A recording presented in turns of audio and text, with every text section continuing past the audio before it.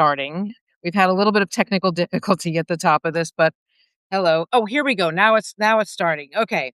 Um, I am here with Bruce Feiler, who I met when he was working on another book, but I actually no, we met at a Torah class, which is a gathering. I didn't even think Oh, about it. right. Oh, right. That was one of the great gatherings that I have participated in since I moved to New York It 30 years really, ago. really was. Well, let me just do the whole thing at the beginning, which is like, this is the book. It's called A Time to Gather by Bruce Feiler, who writes these incredible books. And let's just talk about Torah class because we met Mm. friend Abby decided that she wanted to learn more about Judaism. And so we all sat around once a month at her house with the rabbi leading us, learning about Torah. But what I want to say to you, and I don't even know if you know this,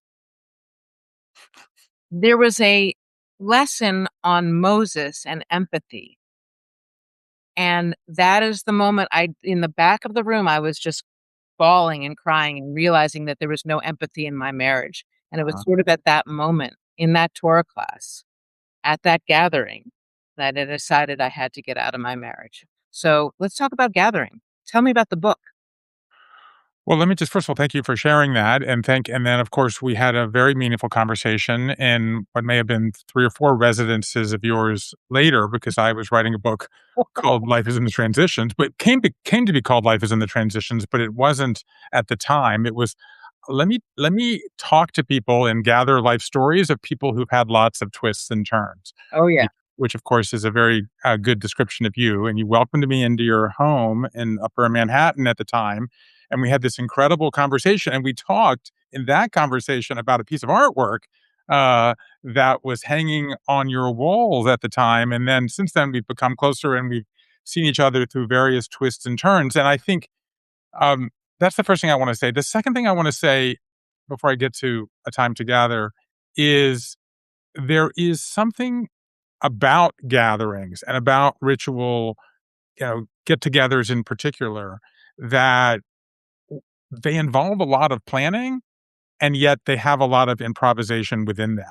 That a lot of things go into getting all those people into whatever space you have, but then and it's hard for ritual designers who tend to be kind of planners and want to sculpt things and to then know that when you get there, somebody's going to start crying, someone's going to start laughing, someone's going to have a recovered memory, someone's going to have what I call time travel, where you sort of leave the gathering and go to some other place, and that's part of them, and that's part of the power of them, is creating, I don't know, like a physical permission structure to come into the sacred space and then see where it goes. So that's Well, I also think it's a permission to feel, yeah. right? So much of our days are spent moving forward, moving the ball forward, cooking the meals, cleaning the dishes, doing the work, blah, blah, blah. And for me, and again, going back to that Torah section, the real strength of a gathering is that personal private space you make within the gathering itself and the epiphanies you have. Whether that's like at my daughter's wedding, for example, that was last year. I mean, that's the most beautiful gathering you could imagine, right? Your child is getting married to a person you adore. There's all sorts of feelings, right? I couldn't stop crying, and it was tears of joy. And then recently I was at a funeral of a person I had never met. So is my partner's cousin. And you're crying there too because you're learning about a life and you realize that every life is a novel, right? And because every gathering is every other gathering. That Yes. to me Yes. that's to me that's to me, kind of what I learned in this process. So since we're very high level, which I think is great, let me just reset the basics. So I had spent the last basically 10 years talking and thinking about people going through personal life quakes, as I call them, as you know, right? And I Yeah. wrote Life is in the Transitions. It became a TED Talk. I teach a course on how to master life transitions at TED. I wrote a book about work transitions. And then I went through one of these transitions. As you know, my wife Linda and I, basically 21 years ago, we went from full nest to empty nest in 32 minutes. And 18 years later, we went from full nest to empty nest in 32 minutes when we dropped our kids off at opposite ends of the same college campus. And we should add that your children are twins. That's why you went from 0 to 60 and 60 to 0. They are identical girls, right? Which is maybe 120, on on a good day and a bad day.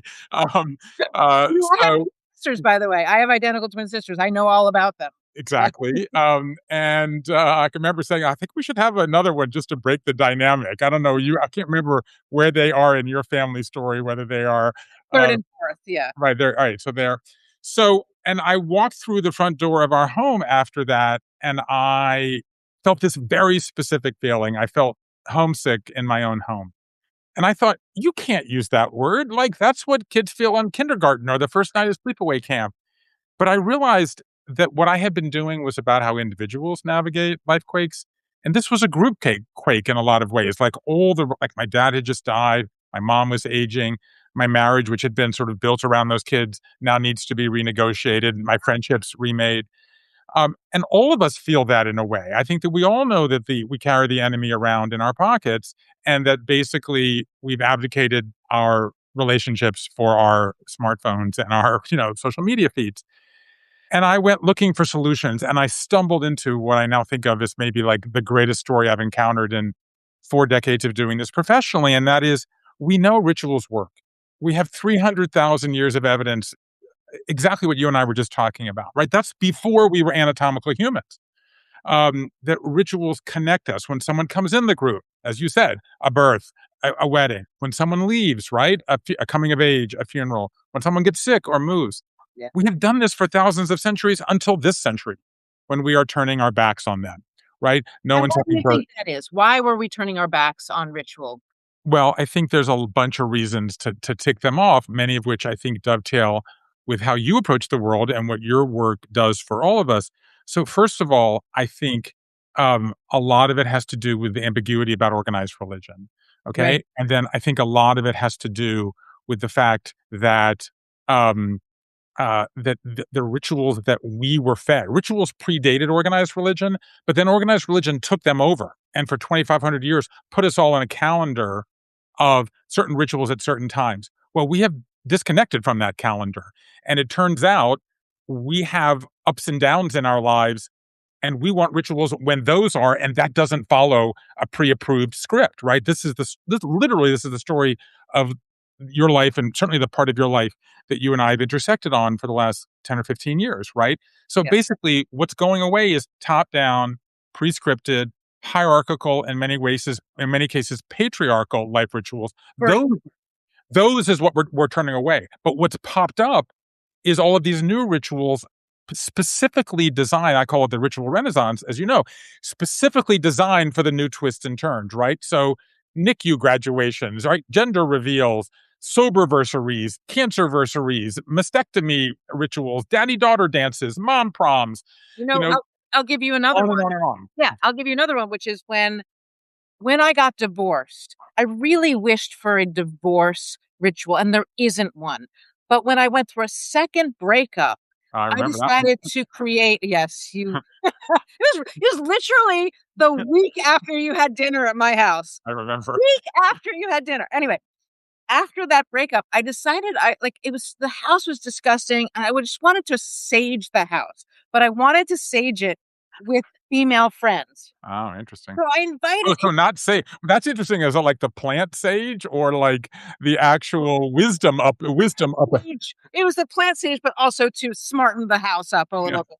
But I invited it was like the middle of summer and everybody was traveling, and I invited whoever was around. Literally people from all walks of my life, only women. Sorry, Bruce, you weren't invited, but women. And it was like one of my favorite memories. We had the time of our life laughing as we're going through each room, waving the burning sage.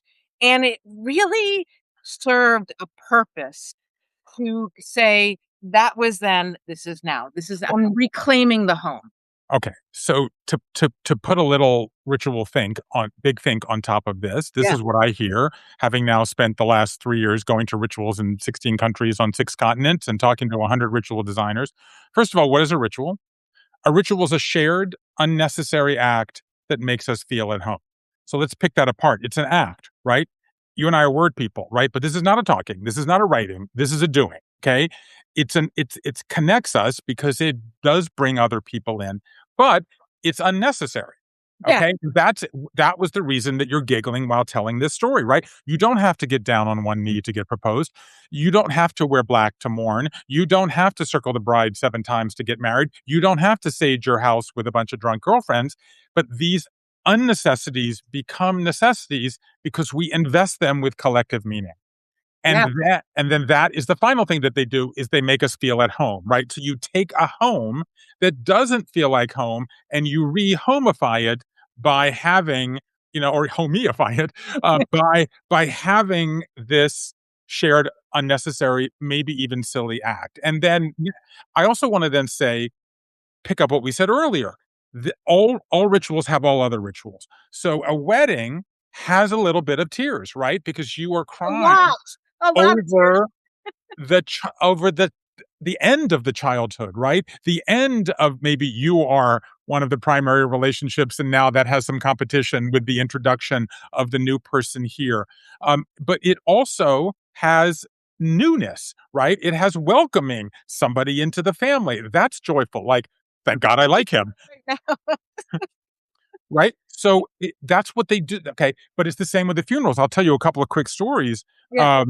um, that just to connect them from different parts of my book. And when my dad died in 2021, he had, as you may remember from Life is in the Transitions, he had tried to take his own life 6 times in 12 weeks.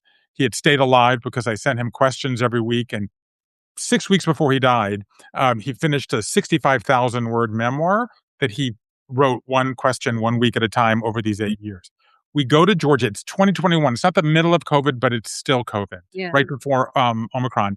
And we're having this conversation, okay? With it's my mother, it's my sister, it's the rabbi, and I'm sort of charged with interfacing with the rabbi. And my mother says, "I don't want to toss dirt on the coffin. I find it barbaric. Oh. I only want to have long stem yellow roses." My sister says, "I only like the dirt. It's the only part that I like about, and I find long stem yellow roses to be way too Hallmark." So I'm talking to the doctor, and I'm like, "Doctor, I mean, not doctor, listen to me, Rabbi, call you back." And then I sort of have to middle child my way through my brother's not there, middle child my way. And I was like, okay, she lived with a guy for 60 plus years. We got to be able to give her what she wants, right? So, but my sister, it's also important. So, what do? We get 3 dozen long stem yellow roses and we get little packets of Tybee Island sand from the beach where my dad would visit for all 80 of his years. And we gave people a choice. And the ritual sort of raises the conflict Oh, and it titrates the conflict. That's part of the reason, you and I are getting married. You want a big wedding. I want a small one. We're burying a loved one. You want to lie under your covers with your cat and sage your bedroom. I want a big old Irish wake. The purpose of the ritual is to serve both of us and to get all this conflict out and then try to mediate it. Okay, so the quick story 4 years later, 3 years later, I'm in Ireland. I go to 10 funerals in a week in Ireland. The ninth funeral I go to is in Dublin of a woman in her 90s. Her husband has been dead for a while. They're singing in the church. I went to one church where there was like a rent a priest because there's no priest in Ireland because of the tension now with the church. This priest knows her. They're singing Rodgers and Hammerstein songs, and then we're going to the cemetery to bury the body in the same plot as her husband. The funeral director who invites me, she says, "Well, how are you getting to the cemetery?" And I say, "I don't know." And then she says, "Well, how did you get here?" And I give the most modern answer. I'm like, "I took an Uber." She's like, "Okay, come with us." And before I could think, she opens the back door of the hearse, puts up the jumper seat, and I drive to the cemetery alongside the deceased. oh my God. And I take a selfie, but I'm like, I can't smile because it's disrespectful. So I have the world's ugliest selfie of me in the back of the hearse. So we get there. The grave is they bury people in the same family plot in Ireland because of it affordability. So they're using wooden coffin. By the way, do you know the difference between a coffin and a casket? I did not. I A didn't. a coffin has it's hexagonal. It's got the part for the wider shoulders, Right. whereas a casket is triangular and often has the big handles and maybe steel. Um, I mean, rectangular. it's rectangular. What did I say? Yeah, it's rectangular, and then the other one is okay. Yeah. So they're lowering the body in. The rabbi, listen to me. The priest does the the tradition, dirt to dirt, ashes to ashes, and then they lower the body into the family grave, and there were about 3 dozen family members, and sure enough, somebody shows up with 3 dozen long stem yellow roses, and I am sitting there at the funeral of a someone I just accompanied to their final resting place, whom I did not know, as you said, weeping like it's my father's own funeral. Right, because each funeral and each gathering is, as you said, the same as the last one. It's all about saying to everyone around you, "We are alive. We're still here. We want to take this moment to appreciate that we're here, that these 2 people are getting married, that somebody is gone."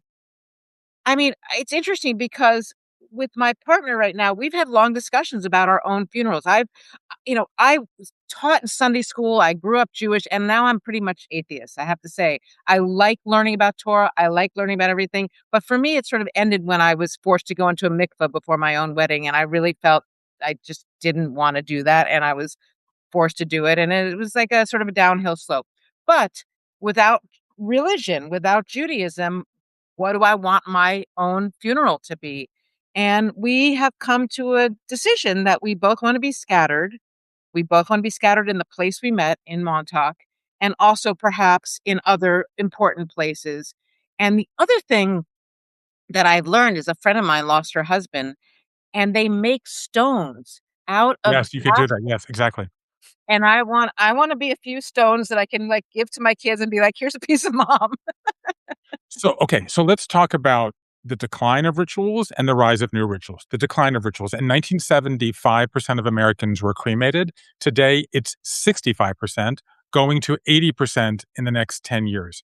Okay. And most of those people have no celebrations of any kind. Right. So that is a massive change. Okay. And yet, what's happening is people still crave something. Okay.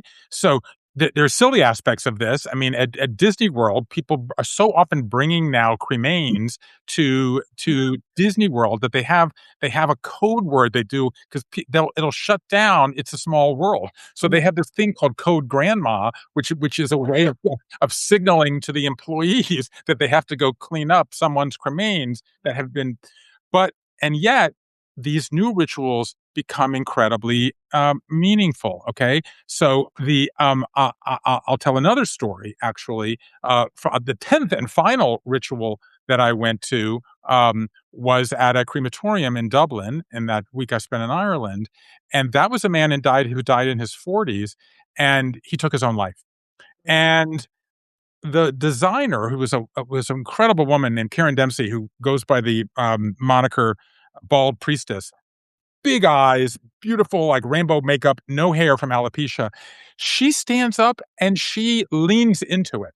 We are here to honor Carl's life, but also to honor our pain and confusion about how he chose to end this life. Okay. And then at the end of it, when they're going to close the curtains and the body's going to go to the crematorium, which is immediately behind the chapel where we are, she invites people to come up and take a stone that they picked from the river and take it home as a memento of Carl, or they can give it back to nature.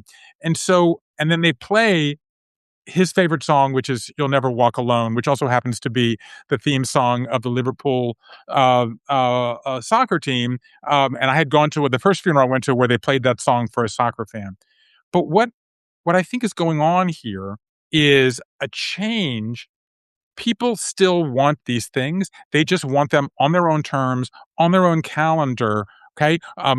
With their own symbolic meaning they're attached to them. And so that's what's going on because as you say, and I think this is the important part, even though you've broken away from organized religion, you haven't broken away from the craving for collective meaning making in For sure. time of aloneness. Well, I would also say, like, for example, my own father's funeral, which is a Jewish funeral led by a rabbi, the most meaningful part of that funeral to me was before he died, he asked my son, who was 11 at the time, to please play Sounds of Silence on his guitar at the funeral and have all of his daughters sing it.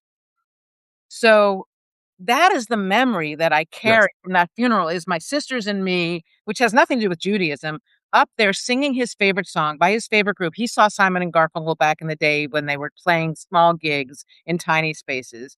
And and then the craziest part of this was when my daughter, they have a white coat ceremony for when you start med Oh, school. right. Yeah, exactly. So that's another gathering. So she's walking across the stage, and all I could think is, "Oh god, I wish my dad were here. He would be Mm. so psyched about this." And I press what I think is the camera, but instead I accidentally press Spotify. And what does Spotify play? Sounds Right. of Silence. There we go. So, okay. So let's do a little bit of quick um, ritual design. So, if Okay. you want this feeling, so why don't we pick something in your life that you want to ritualize coming up? All right. So my son Leo is graduating college in 2 years. Okay, fine. So, what we want, we know what we want. We want the spontaneity, we want the structure, we want the gathering, we want the music, but how can you do it? So, you need three things to make it work. So if anybody is planning something, this works for a joyful ceremony or celebration or ritual or gathering. Same thing for mournful. Okay, right? This is all comes back to a it's not the Torah because it's the second half, but it all comes back to the Hebrew Bible, right? A time to mourn, a time to dance, a time to laugh, a time to cry, a time to scatter Oh, stones, a yes. time to gather them, right? Yeah. So that's why this book is called A Time to Gather. So the first thing you need, as you've been saying since this began, is you need a boundary. Okay. You need a sacred space. You need a way to say, outside, I was that, and inside, I am this, right? We are leaving ordinary. And this is the problem that we have now. We have ordinary staring us in the face. The last thing we look at night, the first thing we look at in the morning, every whatever it is. So you need a boundary. Okay. So we're going to do this. Where are we going to do this for your son? Are we So going to I do guess it at after home, the a right. special place, a beach, a mountain? Where? I would imagine that we're going like what I would have wanted to do for my son after he graduates, which will be my last child, and my oldest is 31 right now, so I've been doing this for a long time, right? So so if he graduates, what I really wanna do is take him alone on a journey to a place that is important to him where he's never been, just the 2 of us. That is Okay. what I thought would be a beautiful way of doing this. Okay, great. So where are we going to initiate this? Are we going to initiate it before we get on the mode of transportation? If it's a car or a plane, are we going to do it when we get there? I You don't know. need Okay, so that's what we're planning now. So we need some sort of demarcation. So maybe it should be going. Maybe we'll go back to Judaism with the traveler's prayer kind of thing. Maybe before you maybe there should be a ritual of departure. Oh, my ex-husband had a ritual departure that was a Russian ritual departure, which I think is actually very smart. You sit on your suitcase. It's a Russian thing. You Ooh. sit on your suitcase before you leave for a big trip and you acknowledge the luck, the good fortune you have to be going on this voyage. And you say a few words about how you're feeling, and then you get on the train or the plane or whatever. So I like that because of that there are other people, right? His friends, the siblings, okay, now the new sibling-in-law, your partner, aunts or uncles. I like the idea that the departure has a kind of collectiveness to it. So your character. Okay, now we're into the ritual, and now here's what you want in the middle of the ritual. Okay, you need a peace plan. And this goes back to what I was saying, Art. You need something that everybody gets their thing.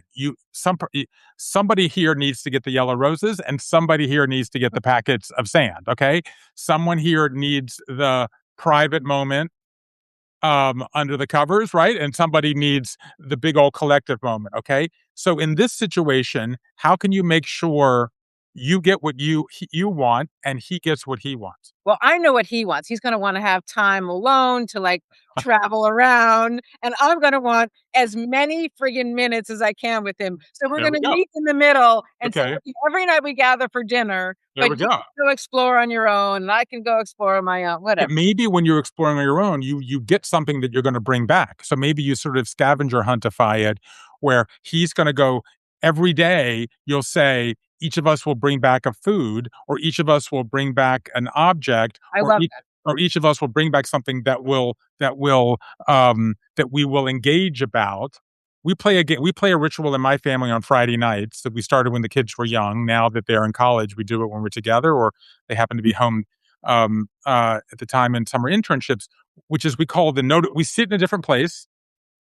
We do a very light Shabbat thing. We light candles, Yeah, yeah. bless the wine and the bread, and then we play a noticing game where everybody has to say something they noticed not on your screen, in the world around them, in the course of that week. Okay, I so then the know. last thing we need is we need to end with a moment of hope. Okay, as you know, there's this term, your best possible self. Like if you want your tennis game to get better, or your souffle to get souffle, or your your friendships to get closer, you have to say, "This is my best possible self." This is our best possible selves. You need something at the end of this ritual that is the best version of who you can be collectively so people will keep coming back to the group. So what are we going to end with I think what on we this could end ritual? with is we're back in New York, and Yes, we invite his dad, and we invite his dad's girlfriend, and we get everybody that loves him around a table, and we celebrate this incredible moment. there we go.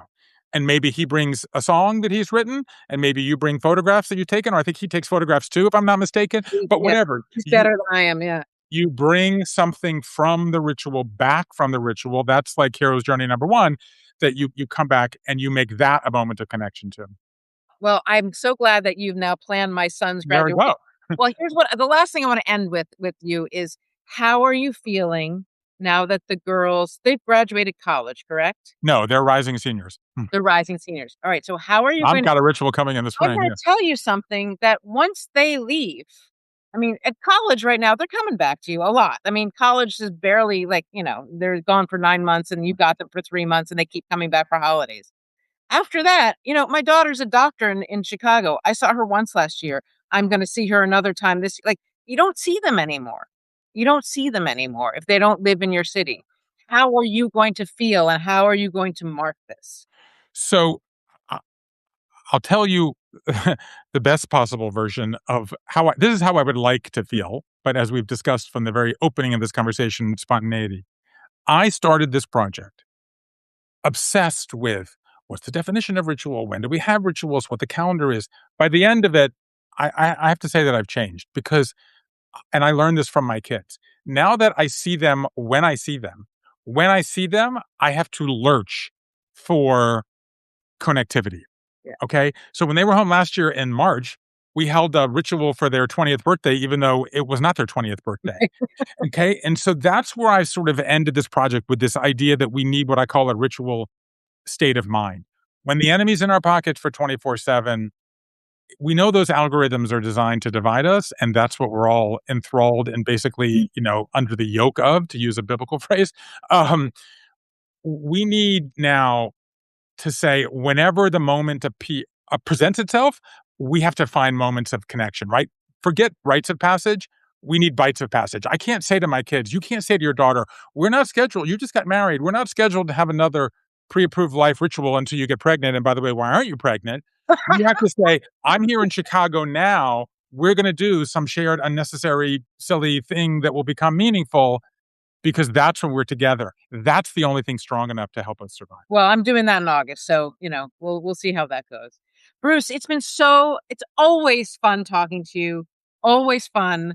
I kinda wish we could talk more often, and in fact, maybe the ritual that you can have next is let's get together for dinner again. I That would would love be awesome. Although I'm not sure I'm good luck given the story you just told. that. Okay. All You're the right, best. Thank you so much, Deb. nice to talk to you. Okay, bye-bye. I gotta end recording.